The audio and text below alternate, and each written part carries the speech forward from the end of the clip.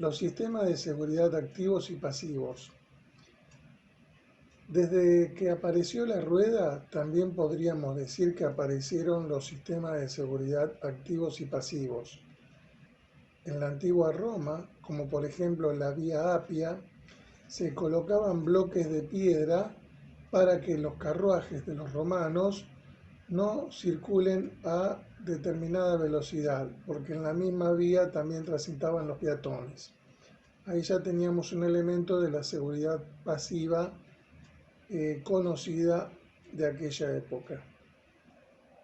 Si nos acercamos a un poco más para estos tiempos, en el siglo XIX, a fines del siglo XIX, podríamos decir de que las antiguas carretas tiradas por caballos, a los pasajeros se los ataban con un simple cinturón de seguridad muy rústico para que no se caigan esos pasajeros por la cantidad de baches que existían. Las máquinas a vapor, conocido como automóviles al fines del siglo XIX, no tenían sistema de frenos en las ruedas y el conductor tenía un cable de acero, podríamos decir que trabajaba como freno de mano, que ante un peligro o querer frenar totalmente ese vehículo, tironeaba ese cable y tenía como unas zapatas en el eje cardánico, el cual funcionaba de frenos.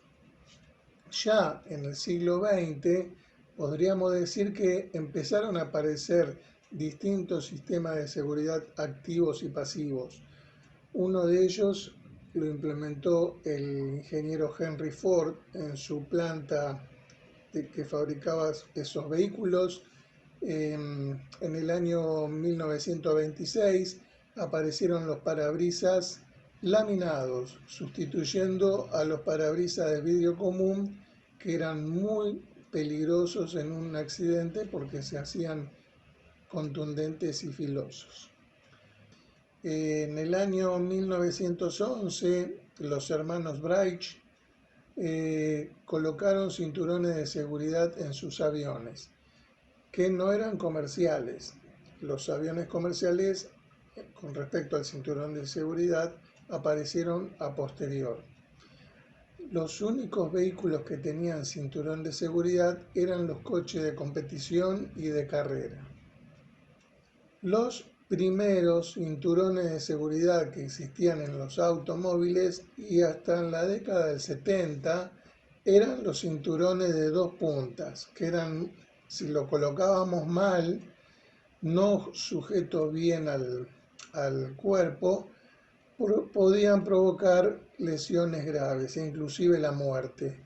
Estos cinturones se los conocían por el efecto navaja. Ante una colisión muy brusca, el cuerpo se iba demasiado hacia adelante y podía tener lesiones muy graves, no solo la cervical, sino los órganos internos a nivel cintura. Ya en el año 1959, la empresa Volvo empezó a colocar cinturones de seguridad de 3 puntos. Con respecto a los airbags, aparecieron acompañando el cinturón de seguridad las bolsas de aire en los autos Oldsmobile. Tal es así que todas las empresas empezaron a diseñar bolsas de aire desde aquella época, desde el año 1974 hasta llegar a 1995, casi una década, donde empezaron a aparecer distintos airbags, como por ejemplo la empresa Volvo diseñó en sus autos los airbags de cortina o los airbags laterales de ventana, y la empresa asiática colocó en sus autos Kia los airbags de rodilla, que fueron muy importantes para aquella década. en el año 2008 la empresa Toyota fabricó e instaló en sus vehículos los airbags de espalda, y ya terminado el 2012, la empresa Volvo diseñó un airbag para embestimiento de peatones colocados en el capot. Con respecto a la carrocería, ya habíamos dicho que los primeros autos eran muy rústicos y se combinaba mucho con madera, eran muy semejantes a las carretas, muy sencillos, y en el año 1927 empezaron a aparecer los primeros autos todo de metal. En el año 1952 ya la empresa Mercedes-Benz empezó a diagramar en sus automóviles lo que hoy conocemos como deformación programada ante un impacto. El ABS, que es el sistema antibloqueo, se empezó a utilizar mecánicamente en los aviones porque al aterrizar el bloqueo de sus ruedas hacía que peligren sus neumáticos y puedan explotar, pudiendo así tener un hecho, un siniestro ese avión. Entonces empezaron a colocar en la década del 50 los ABS en los aviones.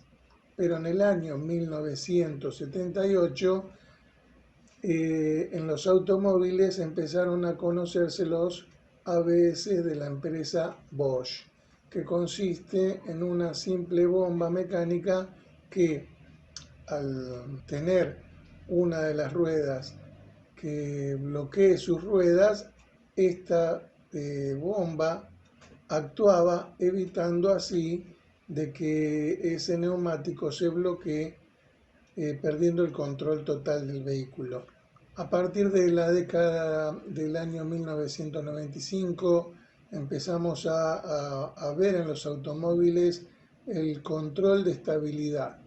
El control de estabilidad es un sistema que va de la mano del sistema ABS, que cuando el conductor hace una maniobra brusca en ese, no pierda el control, no vuelque, no derrape o gire sobre sí mismo. O sea que un vehículo de alta gama o media gama que tiene sistema control de estabilidad, al estar accionada en su computadora, ante un esquive brusco o un cambio rápido en su trayectoria, el conductor no pierda el dominio del mismo.